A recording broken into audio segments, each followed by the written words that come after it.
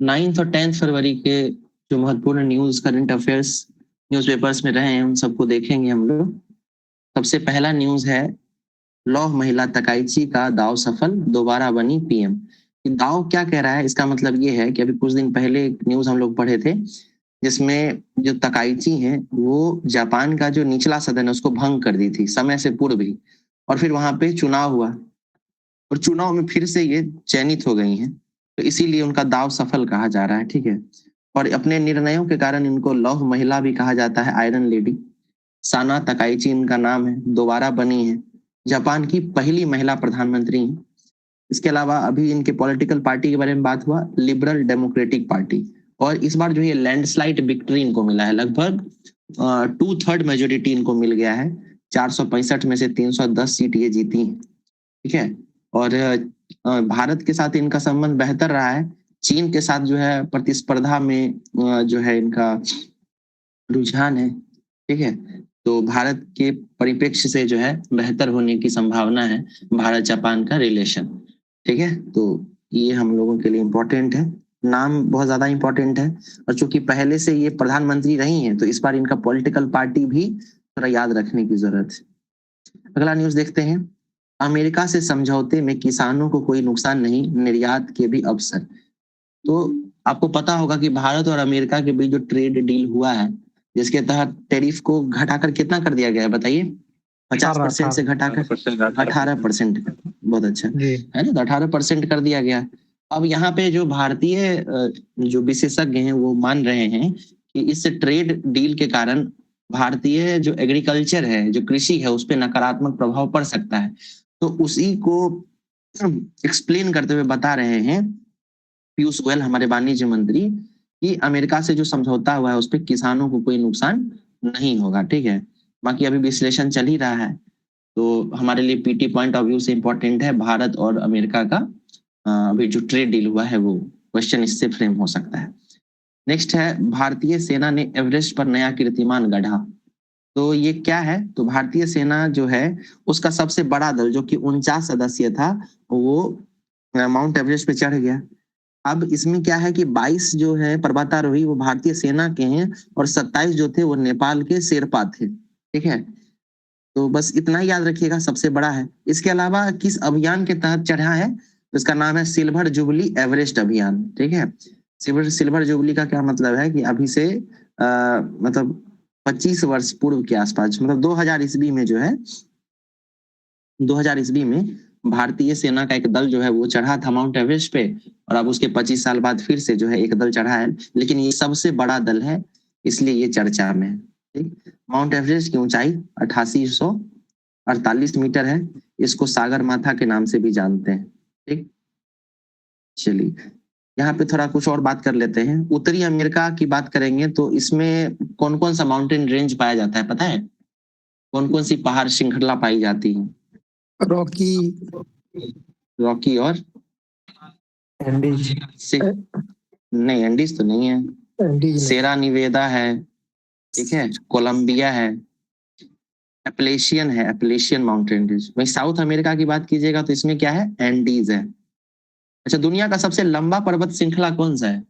सबसे लंबा एंडीज। और सबसे ऊंचा, सबसे हाइट पे कौन सा है सबसे ऊंचा?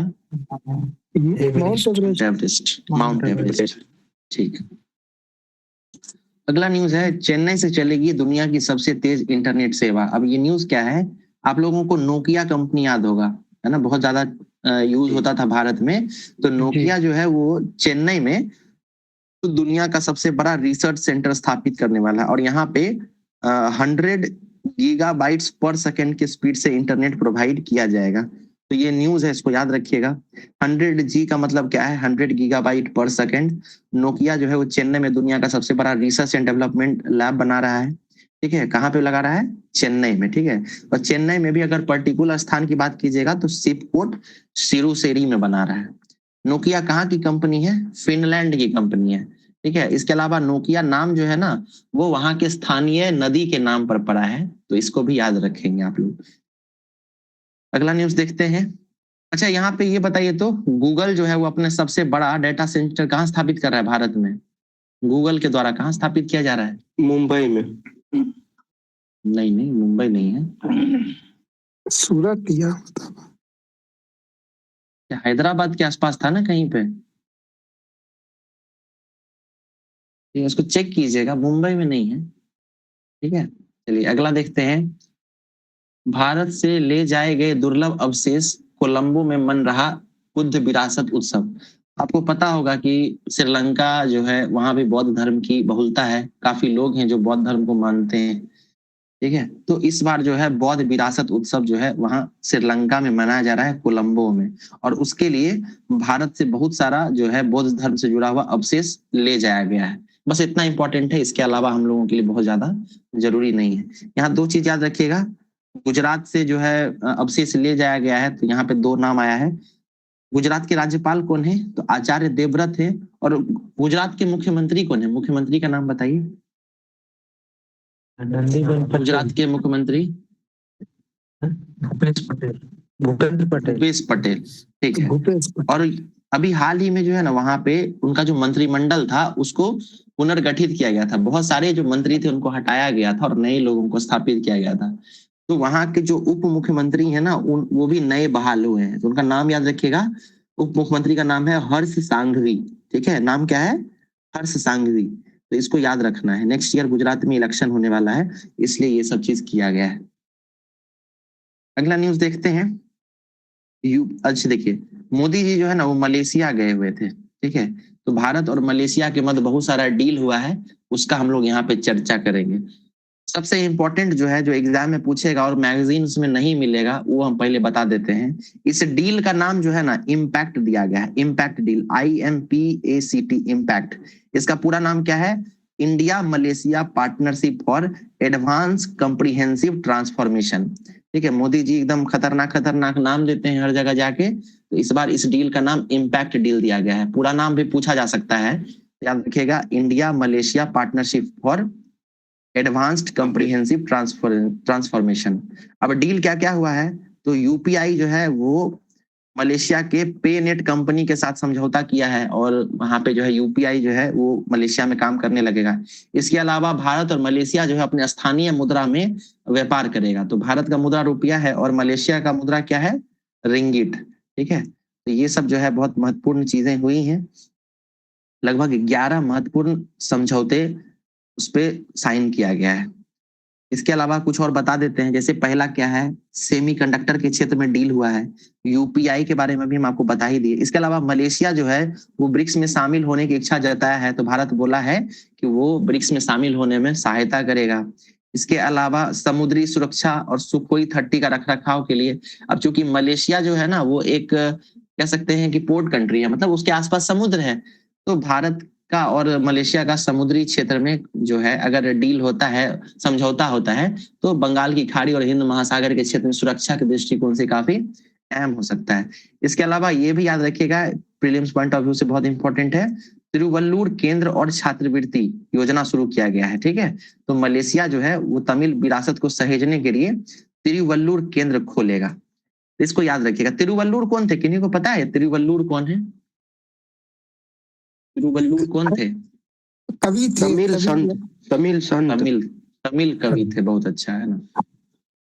चलिए, इधर वाराणसी में एक हुआ था ना, वाराणसी में एक सम्मेलन हुआ था हिंदी और तमिल के, हाँ हाँ, काशी के संगम नाम से। यस यस, काशी संगम, जी बिल्कुल, ठीक है।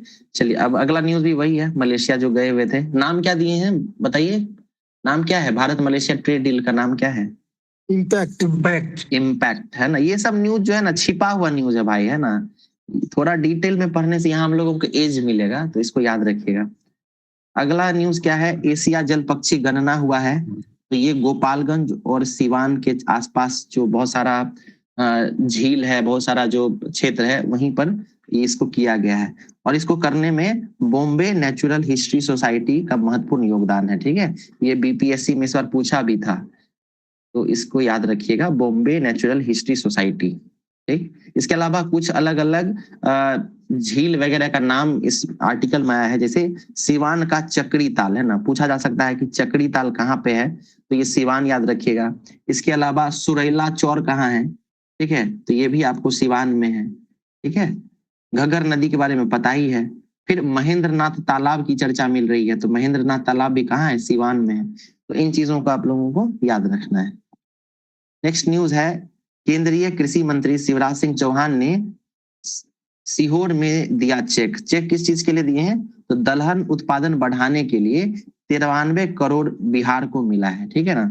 तो बिहार के कृषि मंत्री कौन है? रामकृपाल यादव। वो गए हुए थे और वहां पे शिवराज सिंह चौहान के द्वारा जो है उनको 93 करोड़ का चेक दिया गया है दलहन उत्पादन को बढ़ावा देने के लिए। भारत में दलहन उत्पादन में पहले स्थान पर कौन सा राज्य है? मध्य प्रदेश। मध्य प्रदेश। दूसरे नंबर पे राजस्थान। नहीं, महाराष्ट्र। अब फिर राजस्थान है ना। मध्य प्रदेश, महाराष्ट्र और राजस्थान। चलिए, अब बिहार का कौन सा क्षेत्र जो है वो दलहन उत्पादन के लिए बहुत प्रसिद्ध है? बताइए। ताल क्षेत्र। ताल क्षेत्र क्या होता है? गंगा नदी के नीचे का जो 8 किलोमीटर का बेल्ट जो है उसको टाल क्षेत्र कहते हैं, और इस ताल क्षेत्र में दलहन उत्पादन बहुत ज्यादा होता है। बहुत अच्छा। चलिए नेक्स्ट चलते हैं। बिहार को भी इस पैकेज की जरूरत नहीं। रिजिजू, किरण रिजिजू कौन से मंत्री हैं? संसदीय कार्य मंत्री हैं। बिहार आए हुए थे और यहाँ पे जो है बिहार विधानसभा का स्थापना दिवस मनाया जा रहा था, तो उसी उपलक्ष्य में आए हुए थे। तो उनसे जब पूछा गया कि बिहार को विशेष पैकेज क्यों नहीं दिया गया है, तो बोले इसका जरूरत ही नहीं है, ठीक है।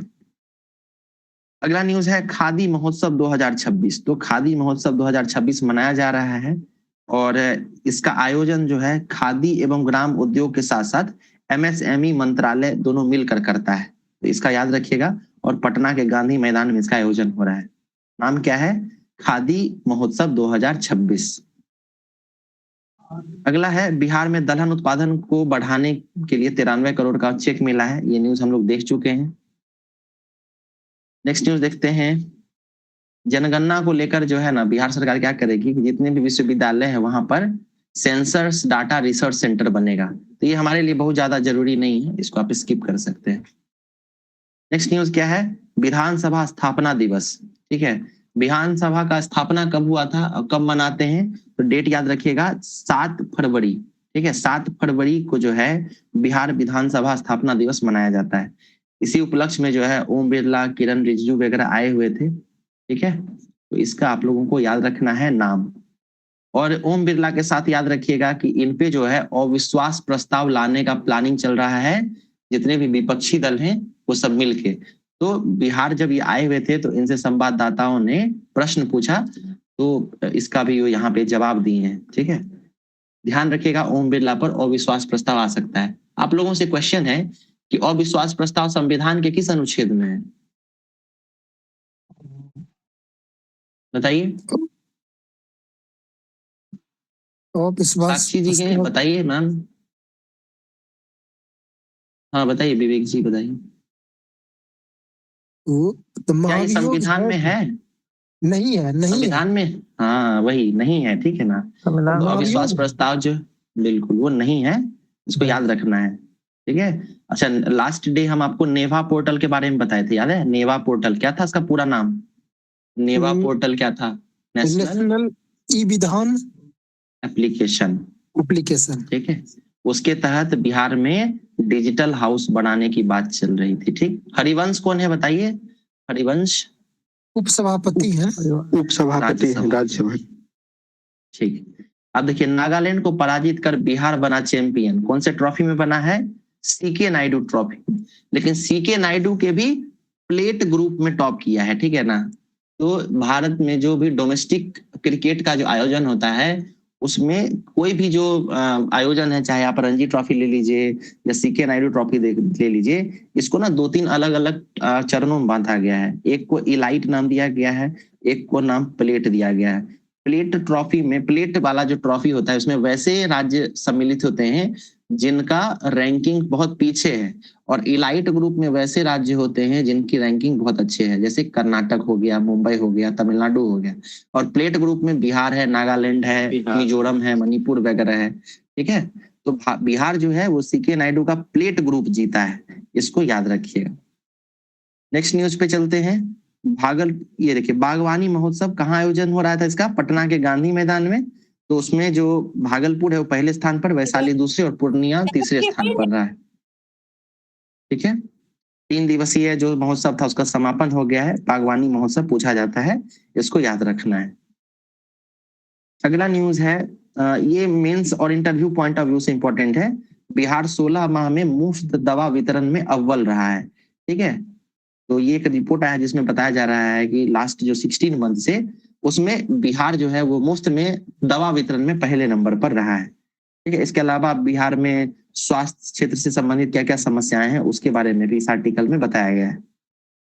अगला न्यूज क्या है, एकलव्य स्पोर्ट ट्रेनिंग सेंटर। इसका नाम याद रखिएगा, पूछा जा सकता है किस राज्य से संबंधित है, तो बिहार राज्य से संबंधित है। इसके अलावा बिहार सरकार एक प्लानिंग कर रही है कि राज्य के हर जिले में खेल का एक सेंटर ऑफ एक्सीलेंस खोला जाएगा। इसके अलावा हर पंचायत में जो है स्टेडियम खोले जाने की भी बात चल रही है, तो इसको भी आप लोग याद रखेंगे। और यहाँ पर ओलंपिक के खिलाड़ी तैयार होंगे, तो इसका भी प्रयास किया जाएगा। ठीक है, तो 2 चीज याद रखिएगा, एक क्लब स्पोर्ट ट्रेनिंग सेंटर और दूसरा सेंटर ऑफ एक्सीलेंस हर जिले में खुलेगा। आगे चलते हैं, बागवानी महोत्सव, इसके बारे में बात हो चुकी है। बिहार के पटना गांधी मैदान में इसका आयोजन हुआ था। एक योजना है बिहार सरकार की, चर्चा में रही है, मधु उत्पादन योजना। तो शहद जो होता है ना, उसके उत्पादन के लिए ये किसानों को सब्सिडी वगैरह दी जाती है, प्रोत्साहन दिया जाता है, इसीलिए चर्चा में है। ठीक है, और इसमें कुछ खास बात नहीं है और ये एक नया योजना भी नहीं है, पुराना है, बस चर्चा में रहा था इसलिए इसका जिक्र किया गया। ये न्यूज है, वैश्विक आकर्षण का केंद्र बनता भारत। देखिए, ये व्यक्ति हैं डॉक्टर जयंतीलाल भंडारी, ये एक लेख लिख रहे हैं और इसमें ये बता रहे हैं कि भले ही भारत की अर्थव्यवस्था की कोई भी स्थिति हो, है ना, जीडीपी ग्रोथ की जो भी बात हो, चाहे आप अमेरिका का ट्रेड डील ले लीजिए या चीन के साथ प्रतिस्पर्धा ले लीजिए, लेकिन ये कह रहे हैं कि एक बात तो बहुत इंपॉर्टेंट है और सबको ये माननी चाहिए कि भारतीय अर्थव्यवस्था जो है वो अभी भी पूरी दुनिया के लिए आकर्षण का केंद्र बना हुआ है। चाहे अमेरिका 50% ट्रेड मतलब टैरिफ लगा दे, लेकिन फिर भी भारत के साथ व्यापार करने के लिए आतुर नजर आता है। वहीं चीन के साथ देख लीजिए, कितना भी झगड़ा करता है लेकिन भारत के साथ व्यापार करना चाह रहा है। यूरोपियन यूनियन को ले लीजिए, यूरोपियन यूनियन जो है उसकी अमेरिका के साथ नजदीकी है और अमेरिका इस पर प्रतिबंध लगा रहा है, लेकिन फिर भी यूरोप जो है वो भारत के साथ व्यापार करना चाह रहा है। इसके अलावा अभी देखिए, ब्रिटेन जो है वो भारत के साथ किया है, ओमान किया है, न्यूजीलैंड किया है, सब जो है भारत के साथ फ्री ट्रेड एग्रीमेंट कर रहा है। यानी भारत का जो जनसंख्या है वो एक बहुत बड़ा बाजार है विश्व के लिए। ठीक है, तो इसलिए पूरा जितनी भी दुनिया के अलग अलग देश हैं वो भारत को एक बहुत महत्वपूर्ण गंतव्य की तरह देखते हैं। तो ये लेख उसके बारे में बताया जा रहा है। अगला है, विकेंद्रित विकास की समावेशी राह। ये मेंस और निबंध के लिए इंपॉर्टेंट है और इस आर्टिकल में ऑरेंज इकोनॉमी पे बल दिया गया, बताया जा रहा है कि जो दुनिया है, ये जो भारत है खास करके, उसको पूरी दुनिया इस नजर से देखती थी कि यहाँ पे काफी मेहनत कश लोग रहते थे, गिट्टी बालू, है ना, और टार ईंट, इन्हीं सब से जो है भारतीयों को जोड़ के देखा जाता था, मजदूर वर्ग से। लेकिन ये ऑरेंज इकोनॉमी पे जब से भारत फोकस करना शुरू किया है या करेगा, या हाल के अगर वर्षों को अगर गौर से देखें तो पाते हैं कि यहाँ पे बहुत तेजी से जो है ऑरेंज इकोनॉमी के क्षेत्र में डेवलपमेंट हुआ है। चाहे आप वीडियो मेकिंग की बात कीजिए, शॉर्ट्स एंड रील्स की बात कीजिए, एडिटिंग की बात कीजिए, गेमिंग की बात कीजिए, तो भारत बहुत तेजी से इस क्षेत्र में आगे बढ़ रहा है। तो इसी के बारे में बोला जा रहा है कि हो सकता है आने वाले समय में भारत की छवि बदल जाए, जहां ये ईंट बालू गिट्टी के नाम से जाना जा रहा है पूरी दुनिया में, वहीं ये एक बहुत बड़ा क्रिएटिव हब बन सकता है। ठीक है, तो इसके बारे में बात हो रही है। बांग्लादेश में चुनाव होने वाला है, तारीख वगैरह आ गया है। ठीक है, लेकिन ये आर्टिकल कह रहा है कि चुनाव के बाद भी जो बांग्लादेश की मूल समस्या है उसका समाधान हो जाएगा, इसकी कोई गारंटी नहीं है। ठीक है, वहां पे जिस प्रकार का उन्माद फैला हुआ है, जहां वहां जो अल्पसंख्यक वर्ग हैं, ठीक है, तो उसके बीच जो भी समस्याएं हैं वो चुनाव के बाद भी वैसे ही जारी रहेंगे, उसका कोई ठोस समाधान अभी दिखता हुआ नजर नहीं आ रहा है। इसके अलावा बांग्लादेश का अगर इतिहास देखिएगा आप तो पता चलेगा कि वहां पर बहुत ही मुश्किल से स्थिर सरकार बन पाई है और हर कुछ वर्ष में वहां पे सेना जो है वो कू कर देती है ना, सत्ता पलट कर देती है। तो इस दृष्टिकोण से ये लेख लिखा गया है। हमारे लिए पीटी पॉइंट ऑफ व्यू से इंपॉर्टेंट क्या है, बांग्लादेश में चुनाव होने वाला है। ठीक है, पॉलिटिकल पार्टीज वगैरह का नाम याद रखना। अभी बताइए तो कौन सी प्रधानमंत्री थी जिनका निधन हो गया था? खालिदा जिया। जिया थी, जिया, खालिदा जिया। खालिदा जिया, ठीक है। नेक्स्ट न्यूज है एआई इम्पैक्ट समिट, ठीक है। तो अभी बस एक जानकारी दी जा रही है, ये एआई इम्पैक्ट समिट जो है ना, ये इस साल 16 से लेकर 20 फरवरी तक नई दिल्ली के ज्ञान मंडपम में होने वाला है, ठीक है। सॉरी, भारत मंडप में एआई समिट होगा। तो उसके बाद बहुत सारा आर्टिकल छपेगा, उस पर देखेंगे। इंपॉर्टेंट अभी यही है कि ये कब से कब तक और कहाँ हो रहा है, तो नई दिल्ली के भारत मंडप में हो रहा है। और एआई इम्पैक्ट समिट जो है, ये किस क्रम का है, तो पहले क्रम का है। दुनिया में पहली बार एआई इम्पैक्ट समिट हो रहा है। एआई को लेकर बहुत सारा समिट हुआ है पूरी दुनिया में, लेकिन इसके इम्पैक्ट को लेकर जो समिट है वो पहली बार भारत में हो रहा है। अच्छा, याद कीजिए तो हम कुछ दिन पहले आपको बताए थे एआई इम्पैक्ट प्री समिट, ये कहाँ हुआ है? एआई इम्पैक्ट प्री समिट कहाँ हुआ है? पटना, ठीक बोल रहे हैं। आईआईटी पटना में जो उसका एनुअल जो मीटिंग होता है ना, उसका एनुअल जो फंक्शन होता है, उसी में एआई प्री समिट जो है वो भी हुआ है। तो बिहार के एग्जाम में पूछे जाने की संभावना है बहुत ज्यादा, ठीक है। अच्छा ये सर, पहले क्रम का लो जी, जी। एआई समिट वाला 2025 वाला पेरिस में हुआ था ना? हाँ, वो दूसरा था, है ना। भारत और फ्रांस दोनों मिलकर किया था उसका अध्यक्षता। ये इम्पैक्ट समिट है, ठीक है ना। नहीं, आप बोलते ना पहला, तो हमको लगा पहला तो पहले हुआ था ना। नहीं, तो वो दूसरा था ना, एआई के लिए वो समिट था वैश्विक लेवल पे। हम यहाँ पे एआई का इम्पैक्ट समिट की बात कर रहे हैं ना, एआई का क्या प्रभाव पड़ रहा है पूरी दुनिया पर, ठीक है, उसके विश्लेषण के लिए पहला समिट है, ठीक है। चलिए नेक्स्ट न्यूज देखते हैं। ये म्यांमार से जुड़ा हुआ आर्टिकल है, अभी हमारे लिए बहुत ज्यादा इंपॉर्टेंट नहीं है, इसको स्किप कर सकते हैं। सितवे पोर्ट कहाँ पे है बताइए तो? सितवे पोर्ट कहाँ है? और कलादान नदी कहाँ है? कलादान म्यांमार में। तो ये कलादान नदी पर ही जो है सितवे पोर्ट डेवलप किया जा रहा है, ठीक है। तो इसका देखिए हम एक मैप के तहत समझा देते हैं कि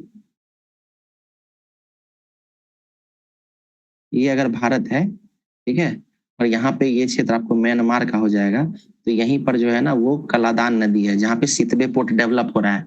अब बांग्लादेश के साथ क्या है कि हमारा स्थिति अच्छा है नहीं बहुत ज्यादा, और यहाँ पर ये चिकन नेक है। चिकन नेक मतलब बहुत सकरा इलाका है, तो यहाँ से बहुत ज्यादा जो है ना, ऊपर से यही पहाड़ी इलाका है, जो नॉर्थ ईस्ट का क्षेत्र है ये पहाड़ी इलाका है। तो रेलवे कनेक्टिविटी और रोडवेज वगैरह ठीक से डेवलप नहीं हो पा रहा है। तो भारत सरकार क्या कर रहा है, कलकत्ता पोर्ट से डायरेक्ट क्या करेगा, शिप में भर के सामान और यहाँ पे कलादान नदी पर जो सितवे पोर्ट है यहाँ पे ले जाएगा, ठीक है, इस तरीके से। और फिर यहाँ से रोड डेवलप करेगा यहाँ से, और फिर वो रोड डेवलप करके भारत के नॉर्थ ईस्ट क्षेत्र में मणिपुर, नागालैंड, मिजोरम, इन सब क्षेत्रों में पहुंचेगा। तो इस दृष्टिकोण से ये सितवे पोर्ट और कलादान नदी बहुत इंपॉर्टेंट है, काफी दिनों से चर्चा में रहता है, तो इसको याद रखना है। ये आर्टिकल जो है भारत अमेरिका व्यापार समझौते के मायने, यानी भारत और अमेरिका के बीच जो व्यापार समझौता है उसको मतलब एड्रेस कर रहा है कि क्या क्या संभावनाएं खुल रही हैं इस ट्रेड डील के बाद। रोजगार पर क्या प्रभाव पड़ेगा, भारत के बाजार पर क्या प्रभाव पड़ेगा, रूस के साथ जो भारत का संबंध है उस पर क्या प्रभाव पड़ेगा, ये सारी बातें कह रहा है इसमें भी यूरोपियन यूनियन और अमेरिका के साथ जो डील हुआ है उसी के बारे में बात किया जा रहा है, बहुत ज्यादा इंपॉर्टेंट नहीं है। ये अब्राहम लिंकन है, एक विचारक, मतलब भारत अमेरिका के राष्ट्रपति रह चुके हैं 16वें क्रम के। तो न्यूज़पेपर में इनके थॉट्स छपे थे। जो भी निबंध लिखना चाहेंगे तो यहाँ से उनको काफी इनपुट मिल सकता है, बीपीएससी और यूपीएससी मीन्स। इसके अलावा 2-3 जो है आपको अलग अलग कोटेशंस मिलता है जिसपे आप लेख में इसका इस्तेमाल कर सकते हैं। प्लेटो का नाम आपको यहाँ पे दिख रहा होगा। पहले एक स्टेटमेंट हम पढ़ देते हैं, काफी इंटरेस्टिंग है। कह रहा है, राजनीति में भाग लेने से इनकार करने का दंड यह है कि आप अंततः अपने से बुरे लोगों द्वारा शासित होते हैं, ठीक है। मतलब बहुत लोगों को देखते होंगे कि चुनाव में जब इलेक्शन होता है तो उसमें भी भाग नहीं लेते हैं या राजनीति से दूर रहते हैं, लेकिन कहीं ना कहीं राजनीति जो है ना भारत या पूरे विश्व में हर चीज को प्रभावित करती है। तो ये प्लेटो बहुत बड़े दार्शनिक थे यूनान के, उनका कहना था कि राजनीति में अगर भाग लेने से आप इनकार करते हैं तो इसका यह दंड है कि आप अंत में अपने से भी बुरे लोगों द्वारा शासित होते हैं, ठीक है। जहां तक प्लेटो का सवाल है, बहुत बड़े दार्शनिक रहे हैं। इनका एक क्रोनोलॉजी समझ लीजिए कि सबसे पहले सुकरात रहते हैं, यूनान के बहुत बड़े दार्शनिक। सुकरात के शिष्य थे प्लेटो, प्लेटो जो है वो यूनान में एकेडमी शुरू करते हैं, है ना। एकेडमी माने शिक्षा के क्षेत्र में विश्वविद्यालय और ये सब शुरू करते हैं, बहुत सारे लोगों को शिक्षित करने का काम करते हैं। फिर एकेडमी के बाद प्लेटो के बाद उनके शिष्य बनते हैं अरस्तु। ठीक है, अरस्तु के बारे में आप बायोलॉजी वगैरह में पढ़ते होंगे कि जूलॉजी के फादर इनको माना जाता है या बायोलॉजी के फादर।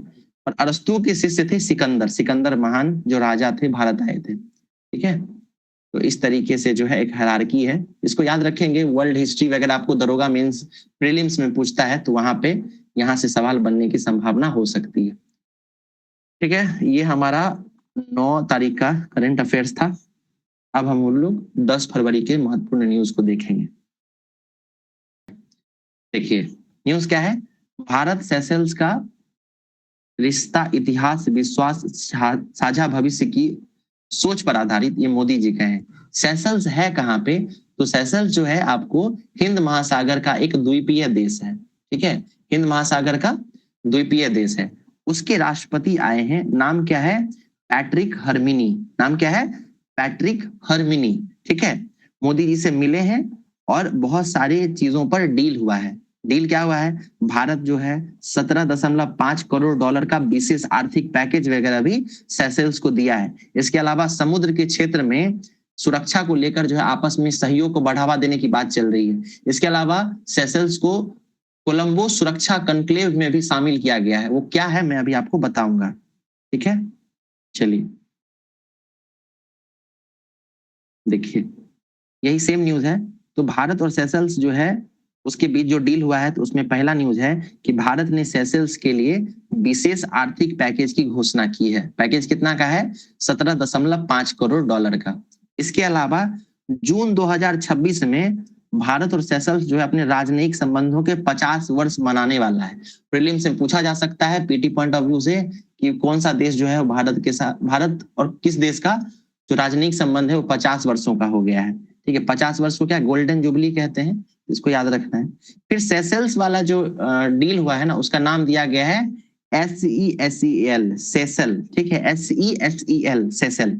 ठीक है, इसका फुल फॉर्म क्या है, ज्वाइंट विजन फॉर, सेशेल का क्या है, sustainable economic growth and security through enhanced linkage. Sustainable economic growth and security through enhanced linkage, यही सेशेल्स का पूरा फुल फॉर्म है। ठीक है, और अभी मैंने आपको बताया था कि भारत जो है वो सेशेल्स को कोलंबो सुरक्षा कॉन्क्लेव में शामिल करने के लिए प्रयास कर रहा है, या शामिल हो भी गया है। तो ये है क्या, कोलंबो सुरक्षा कॉन्क्लेव। कोलंबो सुरक्षा कॉन्क्लेव जो है वो एक कह सकते हैं कि कई देशों का मिलाकर एक संगठन बनाया गया जो कि हिंद महासागर के सुरक्षा के दृष्टिकोण से बहुत महत्वपूर्ण है। ठीक है, इसके अगर देशों की बात कीजिएगा तो इसमें भारत, श्रीलंका और मालदीव, ये 3 देश हुआ करते थे पहले, लेकिन बाद में इसमें मॉरिशस, बांग्लादेश और सेशेल्स जोड़ा गया है। सबसे नवीनतम देश इसमें सेशेल्स जुड़ा है। कोलंबो सुरक्षा कॉन्क्लेव जो है वो 2011 में बना है और इसका हेडक्वार्टर कोलंबो में है। ठीक है, तो यहाँ से प्रश्न बन सकता है, इस कॉन्क्लेव का नाम जरूर याद रखिएगा। इसका काम क्या है, इंडियन ओशन के सिक्योरिटी को देखना। अगला न्यूज है, ग्रीस के साथ सैन्य समझौता, हिंद महासागर से भूमध्य सागर तक बढ़ा भारत का दमखम। तो ग्रीस के रक्षा मंत्री जो है वो भारत आए हुए हैं और भारत के रक्षा मंत्री, उन दोनों के बीच जो है रक्षा समझौता हुआ है। ठीक है, तो ये इंपॉर्टेंट है, बस इतना ध्यान रखना है और कुछ खास नहीं है इसमें। एप्स्टीन फाइल, इसके बारे में चर्चा हम लोग करते ही रहते हैं। तो लगभग बहुत सारा पेज, 35 लाख के आसपास पेज तो बोला गया है, आया है इसमें। तो इसमें बहुत सारे लोगों का नाम छपा है, उसमें फ्रांस और नॉर्वे वगैरह के जो राजनेता हैं उनका नाम भी आ गया है, इसीलिए ये चर्चा में है। लोकसभा अध्यक्ष ओम बिरला के विरुद्ध विपक्ष लाएगा अविश्वास प्रस्ताव। अभी मैंने बताया अविश्वास प्रस्ताव संविधान में इसका जिक्र नहीं है। ठीक है, और अविश्वास प्रस्ताव लाने का नियम क्या है, तो इसमें लोकसभा के कम से कम 50 सदस्यों का जो है उसमें हस्ताक्षर होना चाहिए। ठीक है, इसके अलावा अगर आप लोकसभा के अध्यक्ष पर लाते, देखिए नॉर्मल आदमी पे लाएंगे तो उसका सिंपल तरीका है कि लोकसभा के 50 सदस्य आपस में सहमति बनाएंगे और अविश्वास प्रस्ताव ले आएंगे। लेकिन चूंकि ये लोकसभा के अध्यक्ष पर आ रहा है तो इसमें एक खासियत क्या है कि आपको 14 दिन का प्रायर नोटिस देना होगा। ठीक है, और ये जो प्रावधान है ये संविधान के अनुच्छेद 94 में वर्णित है। अनुच्छेद 94 क्या है? लोकसभा के अध्यक्ष और उपाध्यक्ष से संबंधित है। ठीक है, तो इसको आप लोग याद रखेंगे। और ये इनके ऊपर आने वाला है अविश्वास प्रस्ताव। चलिए नेक्स्ट चलते हैं। अच्छा देखिए, यहाँ न्यूज कह रहा है बहुमत के कारण बिरला की कुर्सी को खतरा नहीं। ठीक है, खतरा तो नहीं है क्योंकि भारतीय जनता पार्टी को बहुत ज्यादा बहुमत मिला हुआ है, फिर भी विपक्ष क्यों लाना चाह रहा है इनके प्रति अविश्वास प्रस्ताव? बता सकते हैं कोई क्या कारण है लाने का? सरकार से नाराजगी दिखाने के लिए। हाँ बिल्कुल, है ना। तो लोकतंत्र में जो है जरूरी नहीं है कि कोई भी चीज पारित हो या मतलब सरकार गिर जाए, लेकिन कई बार क्या होता है कि सिर्फ अपना विरोध जताने के लिए, दर्ज कराने के लिए भी ये सब करना होता है। आपको याद होगा जब हम लोग बजट पढ़ रहे थे तो उसमें बहुत प्रकार का कट पढ़े थे, याद आ रहा है? कट, उसमें से एक कट था जिसमें 100 रुपया घटा देते थे, जिसमें 1 रुपया घटा देते थे। अब बजट में 1 रुपया 100 रुपया घटाने से कोई मतलब तो हो नहीं रहा है, लेकिन फिर भी नाराजगी व्यक्त करने का लोकतंत्र में जो है ना विपक्ष का एक आवाज होता है। ठीक है, तो उसके कारण ही ये सब जो है प्रयास किया जाता है। जो भी मेंस और इंटरव्यू वगैरह में लिखेंगे, बताएंगे या निबंध लिखेंगे तो उसमें आप इन चीजों का जिक्र कर सकते हैं। अगर आपको लोकतंत्र की, कहते हैं ना कि India is the mother of democracy, तो अगर उसको आपको बताना होगा, लिखना होगा इसके बारे में, तब ये उदाहरण दे सकते हैं। ठीक है, अगला न्यूज है राष्ट्रीय हित के आधार पर होता है तेल खरीद का फैसला। अब देखिए क्या है कि जब से डोनाल्ड ट्रंप जो है वो बोल दिए हैं कि भारत रूस से नहीं बल्कि अमेरिका या वेनेजुएला से तेल खरीदेगा, तब से भारत में बहुत ज्यादा जो है इस पे रोष प्रकट किया जा रहा था और भारत की विदेश नीति पे क्वेश्चन मार्क जो है लगाया जा रहा था। तो इसी का उत्तर देने के लिए विदेश सचिव विक्रम मिस्त्री जो है वो सामने आए और बोले हैं कि भारत जो है वो अपने हितों के आधार पर फैसला लेगा और अपनी ऊर्जा सुरक्षा, ऊर्जा आपूर्ति के लिए विविध स्रोत बनाए रखेगा। तो ट्रंप जो बोले हैं कि हमसे ही सिर्फ खरीदोगे, रूस से नहीं, ऐसा कुछ नहीं है, ऐसा विदेश सचिव बोल के गए हैं। ठीक है, इसके अलावा वेनेजुएला से तेल खरीदने का जो बात चल रहा था तो ये शुरू भी हो गया है। इंडियन ऑयल कॉर्पोरेशन और HPCL ये दोनों कंपनी जो है वो वेनेजुएला से तेल खरीदना शुरू कर दी है। ठीक है, तो इसको भी हम लोग ध्यान रखेंगे। नेक्स्ट न्यूज देखते हैं। ये सेम न्यूज है, वही विक्रम मिस्त्री वाला जो अभी मैंने आपको बताया, इसको रिपीट है, इसको आगे चलते हैं। पलट गया पाकिस्तान। तो ये न्यूज क्या है, अभी भारत और श्रीलंका दोनों मिलकर ICC का जो है वर्ल्ड कप उसका आयोजन कर रहा है, T20 का। ठीक है, इसके बारे में किन्हीं को पता है तो वो बताइए, प्लीज बताइए ना, जिनको भी आइडिया है इस न्यूज के बारे में बताइए। पाकिस्तान जो है ना एक पॉलिटिकल माइंडसेट से जो है ना गेम खेल रहा था बांग्लादेश को अपने फेवर में लाने के लिए। ठीक है, लेकिन इसका ICC इसके चीज को नकार दिया। ये दिखाना ये चाह रहा था एकदम गेम भी खेले और बांग्लादेश का हितैषी बन जाए, ताकि बांग्लादेश जो है ना भारत से और दूरी बना ले।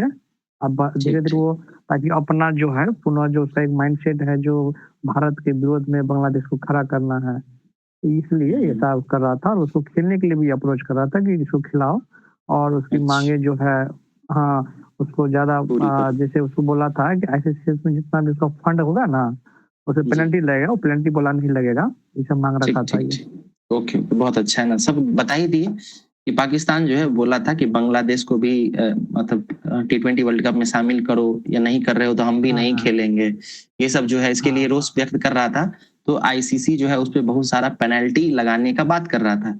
तो फिर जो है PCB जो है पाकिस्तान क्रिकेट बोर्ड वो मान गया और बोला हम ICC के जो अधिकारी होंगे उनसे बात करेंगे। और बात करने के बाद PCB अपना कुछ मांग रखा, लेकिन ICC जो है उन मांग को नहीं ठुकराया और मतलब नहीं माना। और अंततः क्या हो रहा है कि PCB जो भारत के साथ मैच खेलने के लिए तैयार हो गया है।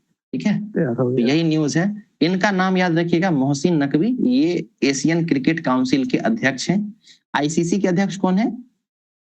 जय शाह जी, अमित शाह। BCCI के अध्यक्ष कौन है? मिथुन मन्हास। बहुत अच्छा, बहुत बढ़िया। चलिए नेक्स्ट न्यूज देखते हैं। ये हमारे लिए इंपॉर्टेंट नहीं है, इसको स्किप कर सकते हैं। महिला रोजगार योजना की लाभुक अंशदान भी करेंगी। मतलब देखिए सिंपल क्या है, आपको पता होगा अभी इलेक्शन के समय में बिहार सरकार के द्वारा एक योजना चलाया गया था, महिला रोजगार योजना, जिसके तहत बोला गया था कि प्रति महिला 2 लाख रुपया दिया जाएगा। पहले किस्त में 10,000 रुपया सबको दे दिया भी गया। फिर बोला कि अलग अलग किस्तों में और रुपये दिए जाएंगे। अब एक नया जो है उसमें टर्म ले आया गया है, टर्म एंड कंडीशन, और बोली है सरकार बोला है कि जो भी महिला रोजगार योजना के तहत पैसा लेंगी, लाभ प्राप्त करेंगी, उनको सिर्फ वही प्राप्त पैसा ही नहीं लगाना है, बल्कि अपना अंशदान भी करना होगा। ठीक है ना, अपना पैसा भी लगाना होगा, तभी जाके हम आपको 12 लाख मतलब 2 लाख रुपया देंगे। ठीक है, नेक्स्ट न्यूज देखते हैं। फाइलेरिया मुक्त बिहार बनाना हम सब का दायित्व। ठीक है, हमारे लिए इंपॉर्टेंट है फाइलेरिया। फाइलेरिया जो है क्यूलेक्स मच्छर काटने से होता है। ठीक है, और ये परजीवी से होने वाला रोग है। ठीक है, इसको याद रखना है। आर्द्रभूमि, 2 फरवरी को आर्द्रभूमि दिवस मनाया जाता है। रामसर सम्मेलन आपको पता होगा, तो उसी पर जो है आर्टिकल लिखा गया। आर्द्रभूमियों को प्रकृति का किडनी कहा जाता है। ठीक है, प्रकृति का किडनी। ठीक है, चलिए अब आर्द्रभूमि की बात कर रहे हैं तो हम लोग बिहार के जो 6 आर्द्रभूमियां हैं उसको यहाँ पे रिवाइज करेंगे। यहाँ पे देखिए मैप आपको दिख रहा होगा, मैप में बताइए ये पहला यहाँ जो दिख रहा है ये कौन सा रामसर साइट है, नाम बताइए इसका। पश्चिम चंपारण का उदयपुर। उदयपुर, ठीक है। ये बताइए ये बक्सर का कौन सा है, बताइए बक्सर वाला कौन सा है। गोगाबिल के नहीं, गोगाबिल तो कटिहार का है। कटिहार का है गोगाबिल। ठीक, गोगाबिल। चलिए नागी नकटी याद होगा आप लोगों को, जमुई नागी नकटी है जमुई। बेगूसराय वाला कांवर ताल है। बक्सर वाला बताइए बक्सर में कौन सा है, किसी को याद नहीं आ रहा है, बताइए। गोकुल जलाशय। गोकुल जलाशय, बहुत बढ़िया। ठीक है, अच्छा कल हम आपको छत्तीसगढ़ का पहला रामसर साइट बताए थे, क्या नाम था छत्तीसगढ़ वाले का?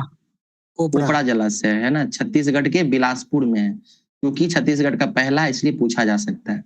देखिए विजेंद्र यादव कौन है, हमारे वित्त मंत्री हैं। बोले हैं अगले 5 वर्षों में प्रति व्यक्ति आय होगी दुगुनी। अब चूंकि क्या है ना कि अभी जो बजट पास हुआ है बिहार में तो उसको लेकर डिस्कशन चल रहा है। तो पूरे बजट में जो जो बातें कही गई उस पर डिस्कशन चल रहा है। कुछ प्रमुख बातें क्या क्या हैं, जैसे पहला है मानव संसाधन को वैश्विक जरूरतों के अनुरूप कुशल बनाने की प्राथमिकता। ठीक, दूसरा क्या है 7 संकल्प पूरे होंगे। जो हमारा 7 निश्चय होता है बिहार सरकार का, उसको 7 संकल्प बताया गया है, उसको पूरा किया जाएगा। उसके अलावा बिहार को पूर्वी भारत का प्रौद्योगिकी केंद्र बनाने का लक्ष्य रखा गया है। फिर है चरणबद्ध तरीके से चालू होगा बंद चीनी मिलें, तो जितनी भी चीनी मिलें बंद हो गई हैं उसको चरणबद्ध तरीके से चालू किया जाएगा। फिर अगला न्यूज क्या है, प्रत्येक प्रखंड में आदर्श विद्यालय व डिग्री कॉलेज खोले जाएंगे। फिर राजकोषीय घाटा को 3% से कम रखने का लक्ष्य निर्धारित किया गया है और सभी ग्राम पंचायतों में खेल का मैदान खोला जाएगा। तो इन सब जो बजट में बातें की गई हैं उसी पर डिस्कशन चल रहा है, तो उसी के बारे में जो हमारे वित्त मंत्री बताए। अगला न्यूज क्या है, बिहार को मत्स्य उत्पादन में अग्रणी राज्य बनाने की दिशा में हो रहा काम। नीतीश कुमार जो है वो मीठापुर के पास मत्स्य विकास भवन है उसका निरीक्षण करने गए थे और वहीं ये बोले हैं। ठीक है, चलिए बिहार में मत्स्य के क्षेत्र में पहले स्थान पर कौन सा जिला है मछली उत्पादन में, मधुबनी। उसके बाद दरभंगा। और भारत में बताइए भारत में पहले नंबर पे कौन सा है? उत्पादन में पश्चिम बंगाल है। अच्छा, पश्चिम बंगाल या आंध्र प्रदेश है ना? आंध्र प्रदेश निकालता है समुद्र से। हाँ, वही समुद्र वाला ही देखना है, समुद्र वाला है। ठीक है ना। सबसे बड़ा कोस्टल किसका है, कोस्टल एरिया किस राज्य का है? गुजरात का। और दूसरे नंबर पे आंध्र प्रदेश। और इसमें अगर हम लोग यूनियन टेरिटरीज को भी जोड़ देंगे तो पहले नंबर पे कौन आएगा? अंडमान निकोबार। चलिए अगला न्यूज है, लाल आतंक से मुक्ति की ओर बढ़ रहा देश। तो लाल आतंक क्या है? नक्सलिज्म। ठीक है, और हमारे जो गृह मंत्री हैं वो नक्सलिज्म को बताए हैं कि 31 मार्च 2026 तक पूरी तरह से इरेडिकेट कर देंगे, खत्म कर देंगे। ठीक है, तो ये आर्टिकल जो है उसी के बारे में बता रहा है। ठीक है, बस्तर जिला नक्सलिज्म से प्रभावित है। बताइए किस राज्य में है बस्तर? छत्तीसगढ़ में। ये चंद्रयान 4 के बारे में न्यूज है, आपको पता होना चाहिए। चंद्रयान 3 भेजा जा चुका था, अब चंद्रयान 4 भेजे जाने का बात चल रहा है, ठीक है। और इसके बारे में इसरो बताया है कि चंद्रयान 4 जो होगा उसका कहाँ पे लैंडिंग होगा, उसका जगह जो है वो निर्धारित कर लिया गया है। वो जगह कहाँ है? तो साउथ पोल जो है, चंद्रमा का दक्षिणी जो पोल है, उसके पास मोन्स माउंट है, ठीक है। एक पहाड़ है जिसका नाम क्या है? मोन्स माउंट। उसी के पास जो है लैंडिंग किया जाएगा इसका, ठीक है। इसके अलावा जो चंद्रयान 4 होगा वो एक ऐसा मिशन होगा जिसमें हमारा जो वो होगा चंद्रयान का जो क्या कहते हैं प्रक्षेपण बॉडी जो होगा वो चांद पे जाएगा और वहां से सैंपल भी कलेक्ट करेगा और वापस धरती पर, पृथ्वी पर भी आएगा, ठीक है। तो इसको याद रखिएगा चंद्रयान 4 के बारे में। बाकी और आर्टिकल्स छपेंगे तो बताया जाएगा। ये आर्टिकल क्या है? दोहराए पर खड़ा बांग्लादेश, वही इलेक्शन से संबंधित है कि इलेक्शन हो जाने के बाद भी वहां की स्थिति ठीक हो जाए, इसकी कोई गारंटी नहीं है। याद कीजिए कल हम आप लोगों को या परसों बताए थे मॉनेटरी पॉलिसी के बारे में। उसकी मीटिंग जो है कितने दिनों पर होती है? मौद्रिक नीति कितने दिनों में रिवाइज किया जाता है? 2 महीने पे, है ना। कितने सदस्य होते हैं मौद्रिक नीति समिति में? 6 सदस्य थे ना, कल बताए थे हम आपको। यस, हाँ 6। 3 थे आरबीआई के और 3 थे केंद्र सरकार के द्वारा मनोनीत। इसके हेड कौन होते थे? वित्त मंत्री, सॉरी आरबीआई के गवर्नर। आरबीआई के गवर्नर। आरबीआई का हेडक्वार्टर कहाँ है? मुंबई में। मुंबई, ठीक है। तो जो मॉनेटरी पॉलिसी कमेटी जब अपनी मीटिंग करती है तो उसका मुख्य काम क्या होता है? इन्फ्लेशन कंट्रोल करना, महंगाई की दर को नियंत्रित रखना। महंगाई कितना रखना है? 2 से 6 के बीच, यानी 4 + -2, ठीक है ना। तो अब महंगाई कैसे कंट्रोल होता है? तो कई बार रेपो रेट को बढ़ाया जाता है, रिवर्स रेपो रेट को बढ़ाया जाता है, मनी रेट को बढ़ाया जाता है। तो यही सारी चीजें इस आर्टिकल में बात किया गया है कि आरबीआई कैसे इन्फ्लेशन कंट्रोल करने का कोशिश कर रहा है। अगला न्यूज है जनता की उम्मीदों पर भारी पड़ता हंगामा। तो आपको बताया गया है कि लोकसभा या भी कह सकते हैं संसद का बजट सत्र चल रहा है, लेकिन वहां पर इतना ज्यादा हंगामा, इतना ज्यादा विरोध हो रहा है कि कोई भी चीज मतलब कोई डिस्कशन हो ही नहीं पा रहा है। तो उसी के बारे में आर्टिकल कह रहा है कि ये लोग आपस में झगड़ा झंझट करते रहते हैं और हर 1 मिनट का संसद का कार्यवाही का खर्च 2.5 लाख रुपया है, ठीक है, हर 1 मिनट का। लेकिन ये लोग डिस्कशन ही नहीं करते हैं। बहुत सारा विधेयक बिना चर्चा के ही पारित हो जाता है। कई बार क्या होता है, जो हमारा सत्ता दल है, जो सरकार है, वो इसका फायदा भी उठाती है। मतलब उसको पता है कि यहाँ तो डिस्कशन होने वाला नहीं है, तो बहुत सारा ऐसा बिल लेके आ जाती है जिसको आनंद फानन में बहुत तेजी से बिना डिस्कशन के पारित कर दिया जाता है ना। और यहाँ पे विपक्ष की भी कमजोरी है, ठीक है। तो आपस में कोई समन्वय जो है वो देखने के लिए नहीं मिल रहा है। इसी पे ये आर्टिकल छपा हुआ है और इसमें इस सुझाव देते हैं कि क्या करना चाहिए। एक कमेटी बनानी चाहिए और इसमें दंडात्मक कार्रवाई करनी चाहिए, ठीक है। यानी क्या करना चाहिए कि जितने घंटा जो है ना ये हमारा सदन नहीं चलेगा, उतना घंटा का सदन को आगे बढ़ा देना चाहिए ना। मतलब उसको पूरा करना ही करना है आपको। ऐसा नहीं है कि आप काम नहीं कीजिएगा और आपका सत्र खत्म हो जाएगा। ये बोल रहे हैं कि वैसे भी हमारे जो सांसद लोग हैं वो साल भर वैसा कोई बहुत विशेष काम नहीं करते हैं, ठीक है ना। और ये सबसे मेन काम क्या है? विधेयक कैसे बन रहा है उस पर चर्चा करना हमारा मेन काम है। अगर वो मीटिंग नहीं करेंगे तो हमारी जो समस्याएं हैं वो कैसे वहां पे रखेंगे संसद में, ठीक है। ठीक है, तो ये लोग क्या करते हैं, इसको उनको लगता है कि चलो एडजॉर्न तो हो ही जाएगा, निलंबित तो हो ही जाएगा, ठीक है, तो हल्ला हंगामा करके और चुपचाप चले जाते हैं। तो कह रहा है कि दंडात्मक कार्रवाई करनी चाहिए और क्या करना चाहिए कि उनका जो है ना, जितना देर वो हल्ला हंगामा करेंगे उतना देर और ऐड होता जाएगा। मतलब उसको पूरा तो करना ही है आपको। इससे क्या होगा कि उनको ये महसूस होता रहेगा कि भाई करना तो है हमको, नहीं हल्ला करते रहेंगे तो कभी ना कभी हम ही को पूरा करना है। तो अंततः क्या करेंगे, डिस्कशन करेंगे। इसके अलावा और क्या कह रहा है कि उनका बहुत सारा पर्क्स है ना, जो हमारे सांसद होते हैं उनका बहुत सारा उनको सुविधा मिलता है, बहुत सारा सैलरी तो मिलता है, इसके अलावा बहुत सारी सुविधाएं मिलती हैं। तो बोला जा रहा है कि उनका जो है ना बहुत सारा पर्क, जो आदमी बहुत ज्यादा हंगामा करे उसको चिन्हित करते हुए धीरे धीरे उसका पर्क्स जो है ना काट लेना चाहिए। बहुत सारा उनका सुविधा जो है, जैसे हवाई यात्रा का सुविधा का फीस काट लेना चाहिए। अगर बहुत हंगामा कर रहे हो और कई बार अगर नाम आ जा रहा है तो उसको घर से निकाल देना चाहिए। मतलब उसका जो संसद में जो उसको घर मिलता है ना दिल्ली में, उसको हटा लेना चाहिए। तो इस तरह का जो है मतलब एक सुझाव दे रहे हैं, बट इतना ज्यादा क्रिटिकल तो नहीं हो सकते हैं, बट इसमें से फिर भी कुछ सुझाव आप लोग अपना भी बना के रखिए, मेंस वगैरह में इसको लिखने का मौका मिलता है, ठीक है। चलिए नेक्स्ट न्यूज देखते हैं। 10 फरवरी का कुछ बहुत महत्वपूर्ण करंट अफेयर्स उसको देख लेते हैं, वन लाइनर जैसे है। पहला न्यूज क्या है, केरल के वायनाड स्थित कलपेट्टा न्यायिक जिला भारत का पहला पूर्णतः पेपरलेस जिला न्यायालय बन गया है। ठीक है, तो केरल के वायनाड का कलपेट्टा न्यायिक जिला जो है भारत का पूर्णतः पेपरलेस जिला बन गया है। ठीक है, इसका उद्घाटन जस्टिस सूर्यकांत किए हैं वर्चुअल रूप से।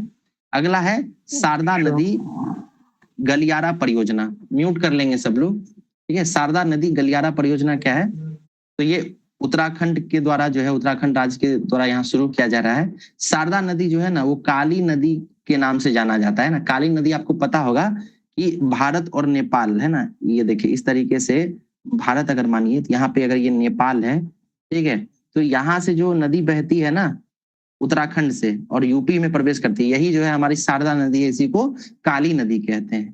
ठीक है, तो काली नदी याद रखिएगा, वो भारत और नेपाल के मध्य सीमा भी बनाती है। हाल ही में काली नदी यानी शारदा नदी को लेकर जो है विवाद की स्थिति उत्पन्न हुई थी, तो नेपाल जो है वो भारत के बहुत सारे स्थानों को, लिपू लेक है ना, काला पानी है, इस तरह का जो कुछ कुछ जगह है ना, उसको अपने नक्शे में दिखा दिया था। ठीक है ना, तो इसको याद रखिएगा। अगला है मिलन युद्ध अभ्यास, तो ये बहुपक्षीय युद्ध अभ्यास है, लगभग 70 देश इसमें भाग लिए हैं, नौसेना का है ये, और विशाखापत्तनम के पास हो रहा है।